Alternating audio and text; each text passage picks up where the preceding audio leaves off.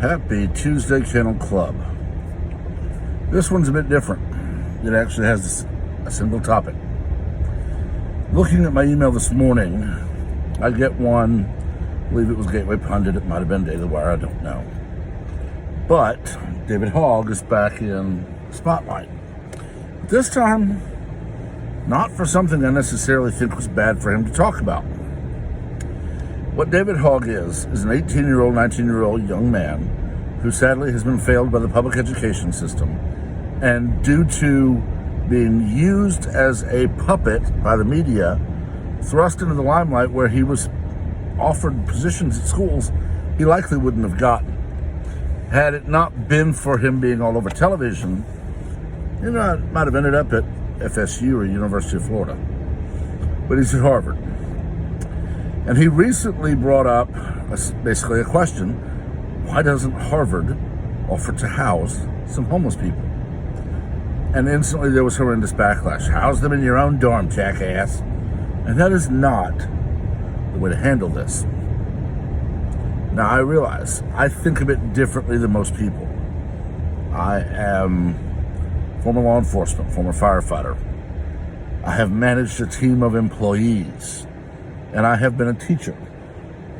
So when interacting with people, I don't necessarily think the same way as others do. But this is one where we should not really be horribly divided. When a student, especially a very young college student, makes a suggestion like this, don't jump down their throat. Rather, use it as a teachable moment. Look at them and say, okay, that's an idea, let's quarterback it. Let's see what would be involved in that. What's it going to cost? How many dorms do we have? What other spaces do we have that could be used? What do those cost? Are we going to be housing this as a shelter type, where they're all together in one big room? What about bathroom facilities, dining facilities? Who's going to cover the cost of food? Make them answer these questions, because only by making them answer these questions will they ever have any possibility of learning. Moving on, here's a question for you. How many dormitories are sitting empty right now? Because colleges have decided it's more cost effective to run a library, a gym, and 20% of their dormitories for out-of-state students who sit in their dormitory and take classes online. How many rooms are there that could be used? And the schools don't really even have to run it. You could open this up to any number of charitable organizations.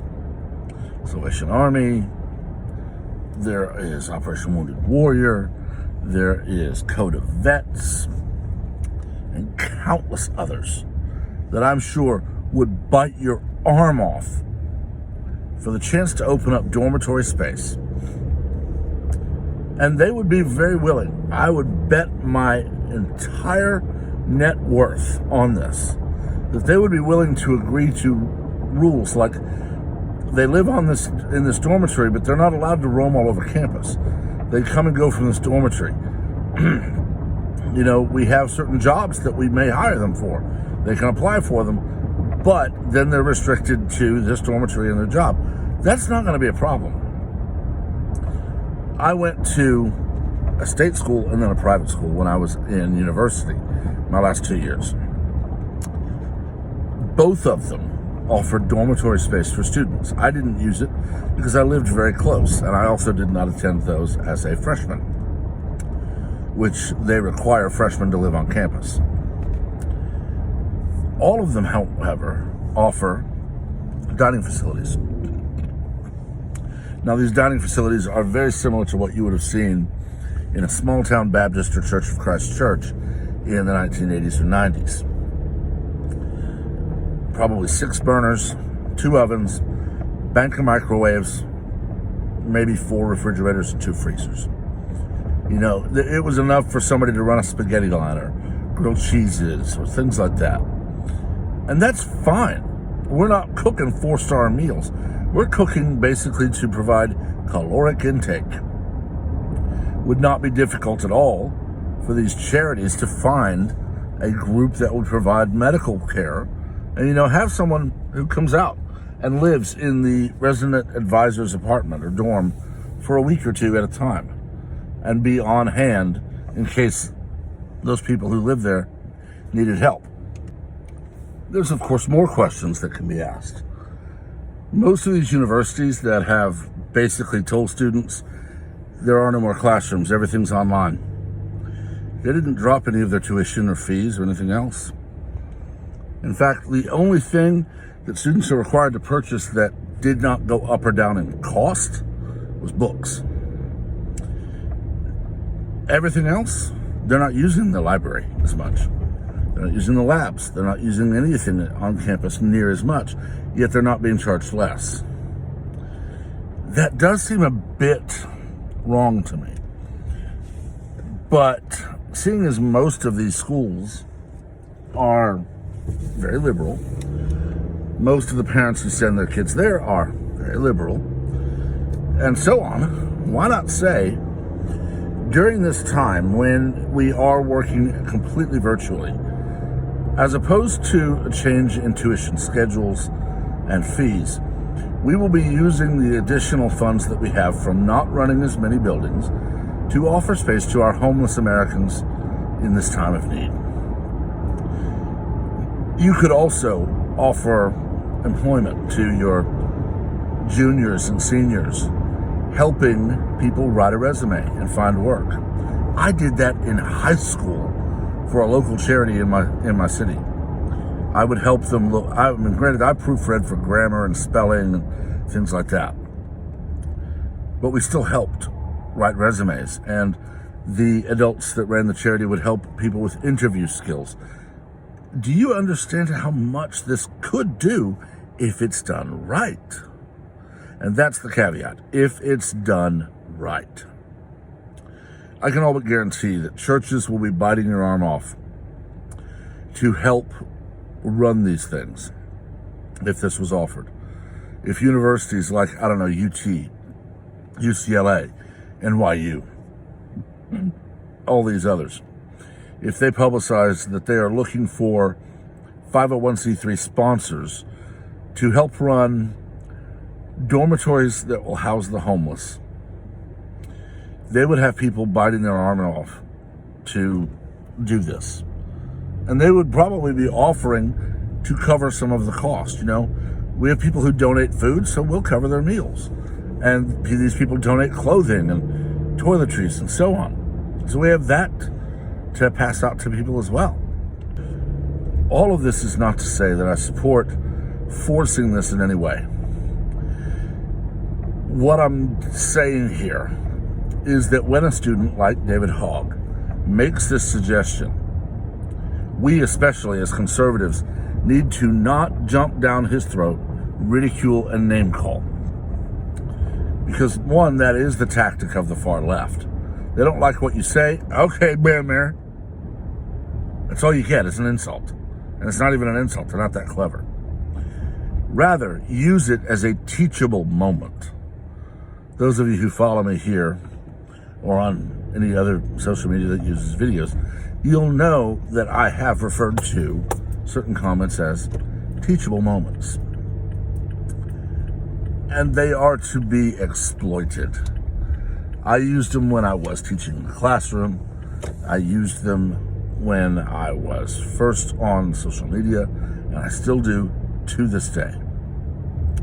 I use what someone else says or does to teach them a lesson. I can guarantee David Hogg doesn't know who I am, even though I responded to a lot of his tweets. If he met me in real life, he would not know which account was which when he was on Twitter running his mouth about Second Amendment. And if I sat him down and said, David, we're gonna quarterback this idea about colleges housing the homeless, and this is gonna be a brainstorming session. When you get into the workplace, you're gonna brainstorm everything from pizza day to do employee celebrations to how to run your office to how to reorganize. Brainstorming sessions are all over. So we're going to use this to run through a brainstorming session. We're going to need pens, paper. We're going to need some other people to come in here. I need you to find me 3 people who agree with you and 3 people who don't. Come back to me on this date at this time, and we're going to brainstorm this thing. Just imagine the impact any teacher could have, anyone who truly sees themselves as an educator could have if they taught that way. My teachers did when I was in high school. About half of my profs did in college. I can tell you the politics of most of them because when asked, they would tell you, but it never influenced any of their teachings, any of how they brought a lesson to the class. Their politics never came into that. But that's not the way it is anymore. The vast majority of academia is extremely liberal, from teachers all the way up to administration running the school. Very likely the one place you'll find more conservatives than liberals, groundskeeping and janitorial. People who just need a job and are willing to do a job that's not fun because they need a job. But imagine if a conservative student made a suggestion that liberals on the surface don't really like. If I went with my knee-jerk reaction on Hogg's suggestion of colleges housing the homeless, knee-jerk reaction, I don't like it because I don't want colleges given anything at all in the way of power. Because if all of a sudden colleges are housing the homeless, they're going to start demanding more money and more money and more money from the government. That's why I quarterbacked it the way I did. Basically, the government tells you, well, you have a surplus because you're not using your buildings, and we're not going to stop you from going to charitable organizations to partner with them to get further assistance, but we're not going to pay you to do it because, quite frankly, you could easily do it now. But if I went with my knee-jerk, I would just say no. And liberals do the same thing with conservative ideas. But if they contained that knee-jerk reaction and then actually quarterbacked it out, told the student, bring me 3 people who agree with you and 3 people who don't, and we're going to quarterback this out. You're not going to make your opinion the strongest one. You're going to help me see both sides of the story. And the 6 people you bring me, they're going to be the ones arguing for one side of the issue or the other. First and foremost, you show that student that their opinion has value. Not that it's right or wrong, but it has value because it is their opinion, and you're not going to demand they simply be silent on certain things. During class, if you're discussing quadratic equations, Pythagorean theorem, anything and everything in the science world, and someone brings up, hey, why don't we have colleges house the homeless? Mr. Hogg, this is neither the time nor place nor the classroom to bring that up in. I would suggest you talk to your social sciences professors and have that discussion with them. They're far more qualified to speak on it. I didn't shoot him down. I was not rude. I didn't call him names. Simply told him, we're here for a different subject. That is related to social sciences. Talk to those profs. If he starts ranting and railing about, I have a right to speak my mind. No, you don't. You're in a science class. You're to learn chemistry. Sit down, take notes about chemistry. He wants to push it, then he's becoming a disruption. But you're there to teach him not to be a disruption. You don't just say, no, sit down. You say, no, Mr. Hogg, this is not the right time to discuss that, nor the right class to cover that subject matter. Please bring it up with your social sciences professors. You can discuss that with them. They're far more qualified. You've told him exactly what to do to actually quarterback his idea. But we have far too many in academia today that simply demand rote memorization of everything they say on the exam. No independent thought. They're teaching you what to think, not how to think. And that's not right. I am a very conservative person by nature. But I would never use my platform as an educator to brainwash students into being conservative. It's wrong. But unfortunately, the left doesn't see it that way. Anyway, thank you for indulging this rather long-winded rant. For those of you who came from TikTok or Clapper, you've seen a shortened version of this single video.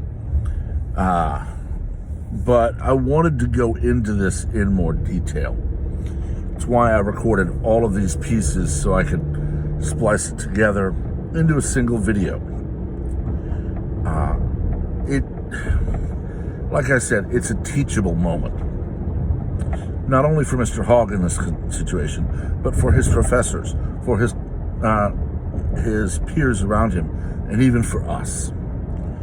So many of us sat and watched, brokenhearted after the shooting at Parkland, and then watched more brokenhearted that students were being used to demand constitutional rights be curtailed because someone broke an existing law. And anytime we pointed out the law is already in place that should have stopped that, but it didn't because someone ignored it, so another law is not going to help, we were called names and we were told, shut up, stay in your lane. This isn't your fight, it's ours. You're just here to help us by doing what we say. And that's all we got. And it just made us more and more brokenhearted, and it made a lot of us angry. But what we need to do is not give in to that anger. We need to not give in and treat people the way they treat us. In fact, it's the opposite. We are told to treat others the way we wish to be treated. And I'll admit, I'll be the first to say, I do not always succeed at that. I work very hard to not treat people the way they're treating me, but I fail. When I encounter someone that is just never going to stop being abusive, verbally or whatever, I simply block them on social media. I've gotten to the point where I will try to converse, I will try to have that discussion and that debate, and when it just doesn't work, I just block. And I've found I'm a lot less stressed when I do that. But when it comes to something like this, with a young man very, very new into adult life compared to the almost 2 decades of being a child in compulsory education, when he makes this kind of suggestion, we need to not go with our knee-jerk gut reaction and just mock it because of his past. He was, in fact, dead wrong about the Second Amendment in every way. He was dead wrong when he said gun control will work if we just pass it. We have laws on the books in Florida and at the federal level that failed to stop that shooter. We have laws on the books in Texas and at the federal level that failed to stop Sutherland Springs. It is a simple fact that criminals will never obey the law. If they don't want to, they won't. In those situations, the law is there to set out what the punishment may be when they break it. That punishment is also a deterrent to people like me, who are not criminals at heart. And when told murder is illegal, my response is, well, yeah, it's also wrong. When told speeding will cost you a lot of money, I decide, well, yeah, I could drive very safely down this state highway at 65, stopping at every red light and never having a problem. But the speed limit's 50. And if I do 65, I'm going to get a ticket and have to pay a lot of money. Even though I know my own skills from having worked very hard to be able to drive at high speeds safely. So I don't drive at those speeds. Others who do, they get the tickets. And Hogg would not accept that when it came to Parkland. He would not accept anything but praise and capitulation to his demands. Now, this is different. This is one where we might be able to bring a bit of education to the situation and actually show him that simply ridiculing those who say no is wrong. Ridiculing those who have an idea that you don't agree with is wrong. Rather, quarterbacking an idea, showing someone how this idea just won't work. That's the way to do it. Because if we do that, if we get to this point and we quarterback this out with David and with the others, and we convince them this is just not going to work, it's too expensive, it's too time consuming, the buildings are not ready, so on and so forth. We get to that point. Then the odds are somebody's going to hear about it and go, all right, let's figure out how to change that. How do you think Bill Gates, Jeff Bezos, Steve Jobs, Elon Musk got to where they are today? They got told no, they failed. They got told no, they failed. Every time they got told no, how do I turn that no into a yes? Every time they failed, all right, what do I do different next time so that I don't fail next time? And eventually, well, Elon Musk sent a Tesla to Mars. Bezos owns the largest retail company on the planet. Gates and Jobs created the two largest computing companies on the planet. All of them failed countless times, I can guarantee it. But they refused to give up. And by quarterbacking this idea that Hogg has out, you stand a 50-50 chance. You're either going to get to a point where you say, might work, let's try and sell it to these universities. The university says no, make them tell you why. Then counter their points. They keep saying no, don't push. But if it gets to a point at the end of quarterbacking where you say, nobody's going to say yes to this, ask the question, why won't they? Then find a way to fix that. That's how you do something in the modern era. You got to sit and you got to think. And you got to go through every permutation and every possibility. And then when you get to the end, if it's impossible, figure out a way to change that. If it's plausible, find a way to sell it. If it's perfect, get ready to be one of the most well-known people on the planet for a while. That last one is very rare. I need to get back to work. I want to thank everyone for watching. This will not be normal where you get the portrait landscape, but I had to run to the office today, and that gave me time to record this. For those who are not aware, I have quit smoking. I'm now 6 days without a cigarette. It is not easy, I will tell you that right off the bat, but I do feel better. Far better than I have in a long time. That also is likely to mean that I may start making more videos. I may start looking into abstract topics and just saying, let's talk about this, let's talk about that, let's talk about this. Because if I just sit and read, if I just sit and watch television, that old desire creeps in. But if I'm recording something, if I'm talking, if I'm doing something with my hands, it doesn't. And for the first little while, I need to make sure I keep that going. So you may start seeing a little more of me here. I just promise not to make too many portrait videos. Anyway, y'all have a great day, great rest of your week. God bless. Make sure to subscribe, hit the bell. That way you know every time I post, because right now there is no schedule. We'll see you next time.